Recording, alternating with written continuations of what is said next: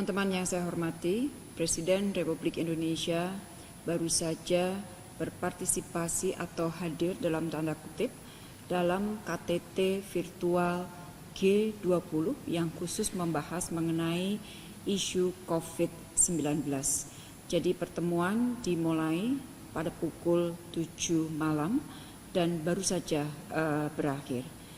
KTT G20 kali ini tidak hanya dihadiri oleh anggota G20 tetapi juga oleh organisasi-organisasi internasional misalnya WHO, PBB, IMF dan juga World Bank serta beberapa negara lain yang diundang.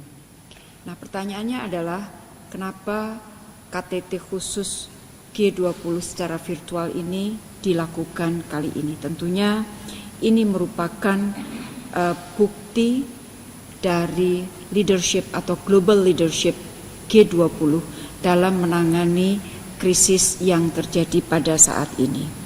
Nah, pesan utama yang kita dapatkan dari penyelenggaraan KTT luar biasa ini adalah, atau KTT khusus ini adalah bahwa pandemik mengingatkan kita mengenai saling keterkaitan atau interconnectedness dan juga vulnerabilitas kita. Kita tahu bahwa virus ini tidak mengenal batas negara, oleh karena itu untuk melawan virus ini maka harus dilakukan kerjasama secara bersama, terkoordinasi dan bersinergi. Oleh karena itu sense of solidarity, kerjasama dan sinergi tampak muncul dari semua statement yang diberikan oleh para leaders. Dari statement-statement tadi, kita melihat komitmen tinggi atau determinasi yang tinggi dari para kepala negara, kepala perwakilan untuk melindungi hidup atau melindungi manusia, karena ini tentunya menyangkut isu kesehatan. Kemudian juga mengembalikan kepercayaan, menjaga stabilitas keuangan, menghidupkan kembali pertumbuhan. Ini nanti ranahnya ekonomi. Ibu Menteri Keuangan akan banyak menyampaikan mengenai masalah ekonomi, termasuk di dalam statement tadi bagaimana para kepala negara, kepala pemerintahan menyampaikan upaya untuk meminimalkan disrupsi terhadap perdagangan dan global supply chain. Beberapa kepala negara juga menyampaikan mengenai pentingnya kita memberikan perhatian kepada negara berkembang dan juga least developed countries, termasuk Sekjen PBB secara khusus menyampaikan mengenai hal itu karena negara-negara berkembang dan least developed countries memiliki kapasitas yang berbeda, kapasitas yang tidak sama dengan negara-negara berkembang dalam menangani isu COVID-19 ini. Sekali lagi, koordinasi, sinergi, solidarity, soliditas menjadi ruh dari pertemuan KTT khusus G20 mengenai COVID-19. Nah, tadi di dalam pernyataannya Bapak Presiden intinya kembali menekankan pentingnya kerjasama, soliditas, sinergi, dan Presiden menyampaikan pesan yang sangat kuat bahwa kita harus memenangkan dua peperangan sekaligus, yaitu satu melawan COVID-19 dan yang kedua adalah melawan pelemahan ekonomi dunia saat ini. Nah, itulah dua pesan besar yang disampaikan Presiden di dalam statement nasional tadi, dan dari pertemuan ini tadi akan dikeluarkan leaders statement yang intinya dibagi di dalam 4 hal. Satu adalah mengenai upaya untuk memerangi pandemik, yang kedua adalah bagaimana kita men-safeguard ekonomi global, yang ketiga adalah bagaimana kita mengadres disrupsi perdagangan, dan yang keempat adalah bagaimana kita memperkuat kemitraan global atau global cooperation.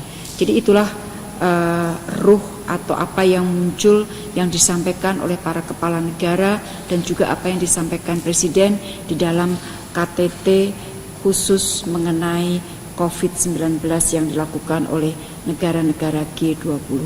Untuk isu yang terkait dengan ekonomi, keuangan, saya persilakan Ibu Menteri Keuangan.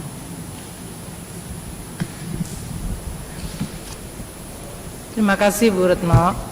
Teman-teman wartawan sekalian, seperti tadi telah disampaikan oleh Ibu Menlu, bahwa komitmen dari pertemuan extraordinary pimpinan G20 adalah untuk bersama-sama memerangi pandemi COVID-19. Itu yang pertama, dan nanti ada beberapa kesepakatan yang akan diturunkan dari situ. Yang kedua, bagaimana mencegah terjadinya dampak negatif terhadap global ekonomi dari pandemi COVID-19 ini. Ini juga ada beberapa, terutama nanti dikaitkan dengan komitmen pertemuan Menteri-Menteri Keuangan dan Gubernur Bank Sentral yang baru saja terjadi juga secara virtual 2 hari yang lalu. Dan yang ketiga adalah tadi untuk mengatasi global supply chains, terutama untuk barang-barang yang berhubungan dengan medical equipment dan medical tools yang sekarang ini menjadi sangat-sangat dibutuhkan. Dan yang keempat, membantu terutama memperkuat cooperation untuk membantu negara-negara yang paling miskin. Ada beberapa yang ingin disampaikan. Pertama, untuk masalah penanganan pandemik. Fokus dari para leaders adalah menyelamatkan manusia, nyawa manusia, karena ini adalah suatu tidak hanya masalah kesehatan tapi akan menjadi tragedi kemanusiaan. Sehingga saat ini adalah bagaimana seluruh negara di dunia betul-betul mencoba untuk mengurangi risiko penyebaran dan pencegahan penyebaran tersebut. Itu akan tentu berkonsekuensi kepada banyak hal, namun ini adalah fokus utama. Yang kedua, di dalam rangka untuk bersama-sama menemukan vaksin terhadap pandemi COVID ini, akan dilakukan kolaborasi dari WHO dengan Gavi, termasuk dengan seluruh negara. Kemarin di dalam pertemuan Menteri-Menteri Keuangan sudah ada indikatif untuk mengalokasikan 4 billion US dollar yang akan bersama-sama dimobilisasi dari seluruh negara di dunia, terutama dari G20, di dalam rangka untuk bisa mengakselerasi research dan menemukan antivirus atau vaksin pandemik COVID-19. Ini sedang dibahas bersama di dalam level Menteri-Menteri Keuangan anggota G20. Yang ketiga adalah bagaimana untuk bidang pandemik ini memperlancar dan meningkatkan suplai dari alat-alat kesehatan. Karena seperti yang terjadi di semua negara yang sekarang ini terjadi, apakah di Italia ataukah di Eropa secara keseluruhan, Inggris, Amerika, di Indonesia dan negara-negara lain, semuanya mengalami kekurangan alat-alat kesehatan, termasuk alat pelindung diri, kemudian test kit dan juga ventilator. Saat ini diupayakan IMF World Bank akan melakukan dukungan resources agar perusahaan-perusahaan yang bisa menghasilkan itu bisa mendapatkan prioritas sehingga suplai dari alat kesehatan di seluruh dunia bisa ditingkatkan. Nah, ini juga salah satu termasuk Indonesia memiliki kesempatan karena beberapa seperti alat pelindung diri, Indonesia memiliki kapasitas untuk mensuplai termasuk hand sanitizer dan lain-lain. Kemudian juga dilakukan upaya agar negara-negara saling mempelajari apa yang sudah dilakukan negara lain, sehingga negara-negara yang sekarang ini mulai terjangkit bisa melakukan penanganan terhadap penyebaran COVID-19 itu secara lebih efektif. Di bidang ekonomi yang tadi disampaikan oleh Ibu Menlu, yaitu mengenai bagaimana fighting against global recession. Ini adalah yang disampaikan oleh Bapak Presiden di dalam statementnya juga. Maka dibutuhkan seluruh instrumen kebijakan secara sinkron dan bersama-sama, satu arah. Bagaimana seluruh dunia bekerja sama untuk mengurangi ini. Dari kebijakan moneter termasuk kebijakan suku bunga dan relaksasi, termasuk support likuiditas. Dari sisi nilai tukar, karena sekarang ini terjadi, tadi IMF mengatakan banyak negara menghadapi masalah capital flight, maka banyak negara emerging dan low income country akan dihadapkan pada likuiditas foreign exchange, dan oleh karena itu sekarang sedang dilakukan upaya untuk meningkatkan kemampuan mendukung apa yang disebut direct swap line dari IMF kepada semua negara di dunia yang mengalami capital flight.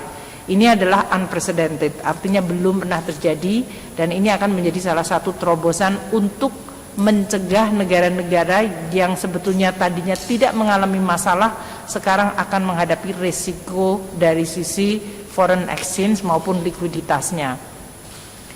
Di bidang perbankan banyak dilakukan relaksasi. Di bidang fiskal banyak semua negara melakukan instrumen dan intervensi fiskal. Pertama, semuanya adalah berfokus kepada masalah kesehatan. Di Indonesia seperti yang disampaikan Bapak Presiden, kita melakukan realokasi dan refocusing dari APBN ini untuk bisa meningkatkan kemampuan kita di dalam mendukung pencegahan penyebaran COVID-19. Kemudian yang kedua adalah social safety net. Semua negara juga melakukan peningkatan dan ekspansi social safety net. Ini tidak hanya kepada kelompok miskin, tapi kelompok yang sekarang mengalami PHK atau mengalami pengurangan jam kerja, atau yang tidak bisa bekerja di luar rumah sehingga mereka tidak bisa mendapatkan nafkah. Semua negara melakukan ekspansi safety net ini, dan Indonesia juga sedang dan terus melakukan. Kita sudah ada tahap pertama menaikkan PKH maupun dalam hal ini kenaikan di bidang bantuan pemerintah non tunai, dan ini masih akan diekspansi lagi yang sedang dibahas di kabinet. Yang ketiga adalah mendukung dunia usaha.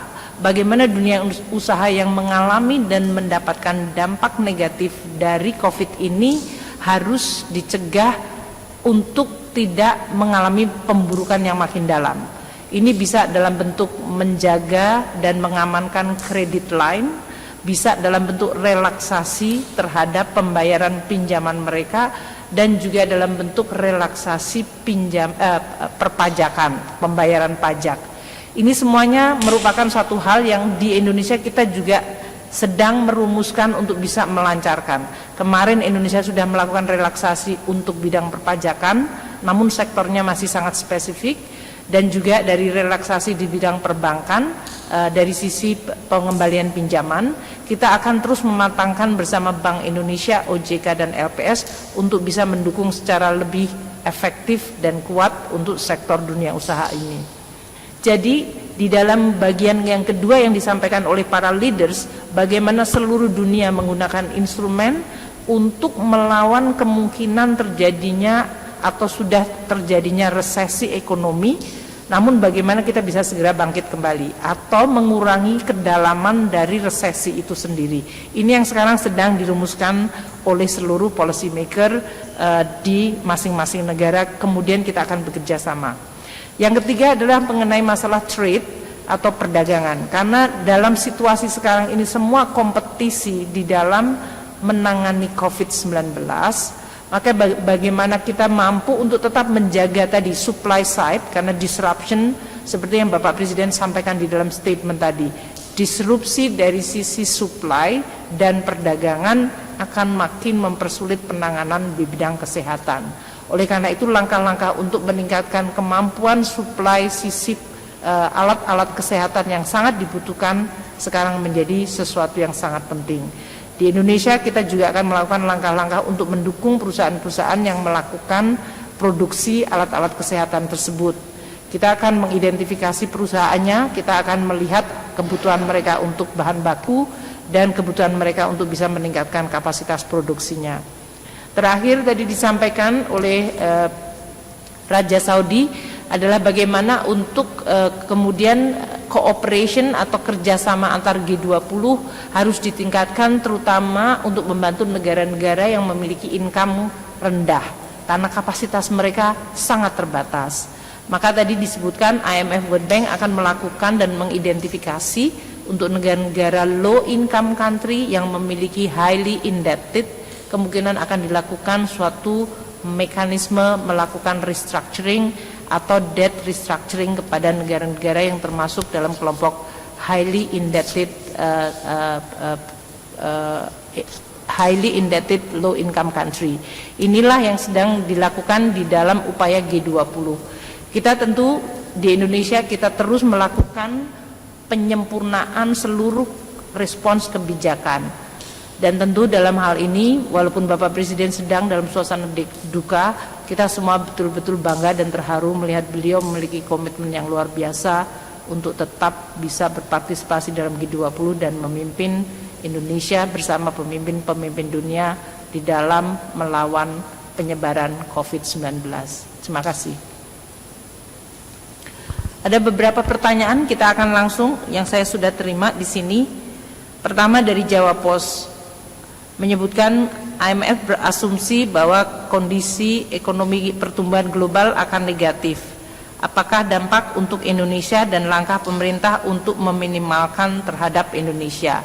Seperti tadi sudah saya sampaikan, IMF menyampaikan negatif itu sudah pasti di 2020, masalahnya seberapa dalam dan seberapa lama.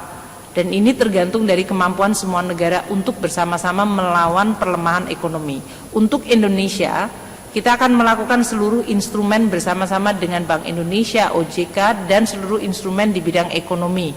Oleh karena itu, beberapa langkah yang kita sudah lakukan adalah pertama akan merelaksasi dari sisi moneter dan fiskal policy. Saat ini kami sedang memfinalkan keseluruhan paket yang sudah disampaikan oleh berbagai pihak, berbagai kementerian, dan pemerintah daerah waktu Bapak Presiden bertemu dengan para gubernur untuk bisa memformulasikan kebijakan fiskal yang tepat, termasuk paket ketiga atau paket keseluruhan untuk bisa mendukung pertama penanganan masalah COVID-19 dari sisi kesehatan, kedua melindungi masyarakat miskin dan masyarakat yang sekarang terancam dari masalah PHK atau terancam dari sisi nafkah, sumber nafkahnya karena adanya pengurangan aktivitas masyarakat.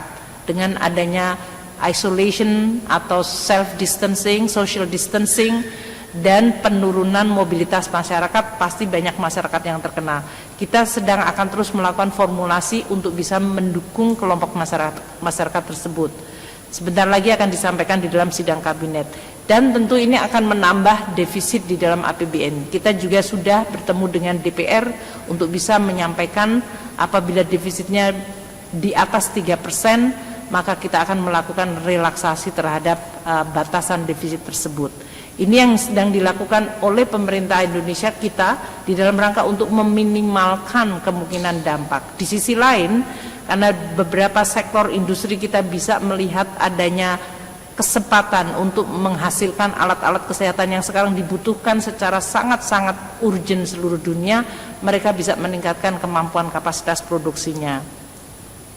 Pertanyaan kedua, leaders meeting malam ini membahas COVID, apakah ada upaya global yang disepakati untuk mempercepat pengembangan vaksin? Tadi saya sudah sampaikan bahwa sudah ada upaya dari bersama-sama leaders meminta WHO, Gavi, dan memobilisasi resources untuk bisa mempercepat tadi eksperimen dan berbagai upaya untuk menemukan vaksin tersebut. Aditya dari Gatra menanyakan solusi global supply chain di tengah pandemik negara-negara. Apakah ada mekanisme kerjasama? Ini yang tadi disampaikan oleh beberapa pimpinan kepala negara G20, bahwa dalam suasana ini kita harus saling terus berkolaborasi. Memang ini masalahnya adalah masalah pada bottleneck sisi supply, yaitu terutama alat-alat kesehatan. Oleh karena itu perlu di-upgrade. Dari RRT sebagai negara yang pertama kali mengalami serangan dari COVID-19, sekarang berkomitmen untuk meningkatkan kapasitas produksinya bagi alat-alat kesehatan. Negara-negara lain seperti Indonesia yang memiliki kapasitas untuk menghasilkan alat kesehatan juga akan melakukan peningkatan, sehingga kemudian akan memungkinkan terjadinya supply chain yang kemudian di-restore. Untuk yang berhubungan dengan non-kesehatan, tentu kita akan melihat bagaimana trade barrier selama ini banyak yang sudah dilakukan relaksasi. Ini yang harus ditingkatkan agar momentum untuk kerjasama di bidang perdagangan dan terutama supply barang yang sangat penting dibutuhkan semua negara bisa disediakan. Kemudian Adika dari Detikcom, apa saja upaya dan kerjasama yang dilakukan anggota G20 untuk menghadapi dampak pandemi corona bersama? Tadi sudah disampaikan, jadi tidak perlu diulang. Apakah ada bantuan dana dari IMF World Bank untuk sesama negara G20 untuk negara-negara yang ekonominya sangat terdampak oleh pandemik corona. Seperti tadi saya disampaikan, dari sisi lembaga-lembaga multilateral, World Bank bersama multilateral institusi seperti ADB, bahkan AIIB dan Regional Development Bank, mereka akan meningkatkan resource-nya bagi negara-negara yang sekarang berhadapan dengan ancaman pandemik ini, baik di bidang kesehatan, baik di bidang social safety net, dan dari sisi untuk mendukung industri dan trade. Ini yang sekarang sedang dilakukan oleh negara-negara, oleh lembaga-lembaga seperti Bank Dunia, ADB, AIIB. Mereka bisa memberikan dalam bentuk program loan supaya negara-negara mampu untuk menyiapkan dari sisi kesehatan, dari sisi memberikan perlindungan kepada kelompok miskin, yaitu social safety net, dan dari sisi kemampuan untuk membangun kembali industrinya. Untuk IMF, seperti saya sudah sampaikan tadi, sedang melakukan upaya untuk meningkatkan resource-nya sehingga mampu memberikan apa yang disebut swap line kepada seluruh bank sentral di dunia yang membutuhkan. Pernyataan bersama negara G20 untuk COVID-19 handling, nanti mungkin sebentar lagi dari Saudi akan mengeluarkan statement tersebut. Komitmen negara G20 mengatasi COVID-19 dengan berbagi resep, obat, terapi maupun teknis pencegahan. Ini yang tadi terutama disampaikan oleh Presiden Xi Jinping sebagai negara pertama yang menghadapi dan sekarang dalam situasi yang dianggap relatif sudah akan membaik. Maka Presiden Xi Jinping tadi menawarkan knowledge maupun pengalaman dari RRT di dalam menangani COVID-19 ini, termasuk juga respon untuk meningkatkan kemampuan produksinya, karena banyak sekali supply chains yang selama ini ada di RRT berhenti karena mereka melakukan lockdown.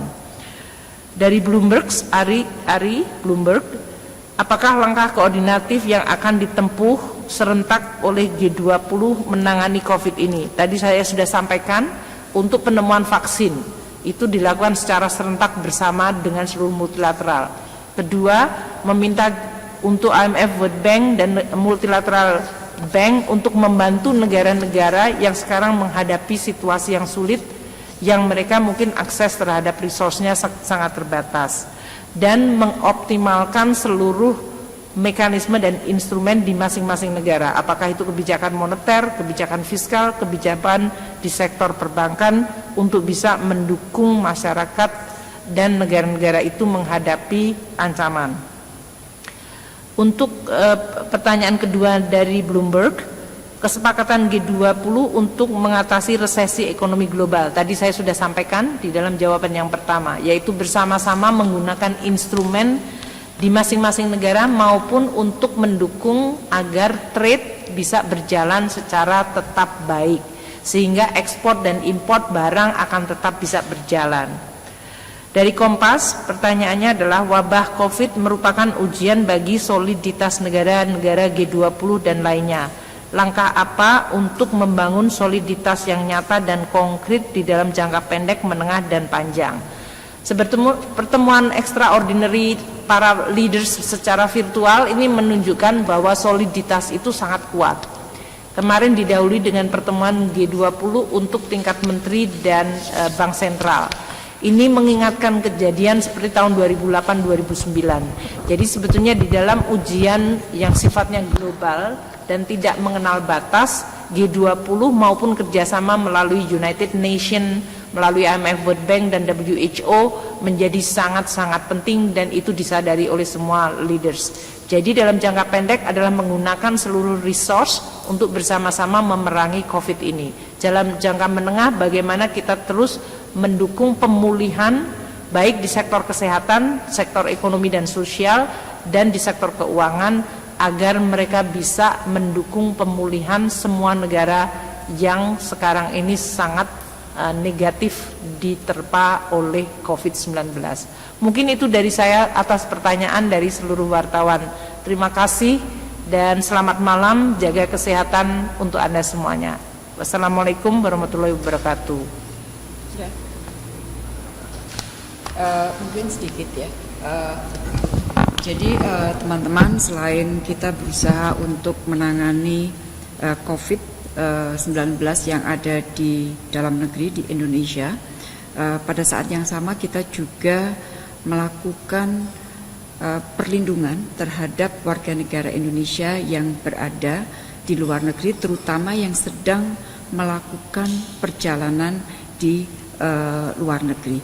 Karena teman-teman tahu bahwa dengan kebijakan atau measure yang diambil oleh berbagai macam negara, baik dari penghentian sementara semua penerbangan internasional, kemudian lockdown, kemudian kebijakan karantina dan lain-lain, yang tentunya dampaknya ada untuk warga negara Indonesia yang terutama sedang bepergian ke luar negeri. Oleh karena itu, dari waktu ke waktu seluruh perwakilan kita yang ada di luar negeri terus memantau dan memberikan bantuan semaksimal mungkin, termasuk yang kita paling banyak adalah para anak buah kapal, karena warga negara Indonesia banyak sekali yang bekerja di kapal-kapal yang pada saat ini dengan adanya beberapa kasus di kapal-kapal, kasus positif di kapal-kapal, tentunya juga berdampak kepada ABK kita.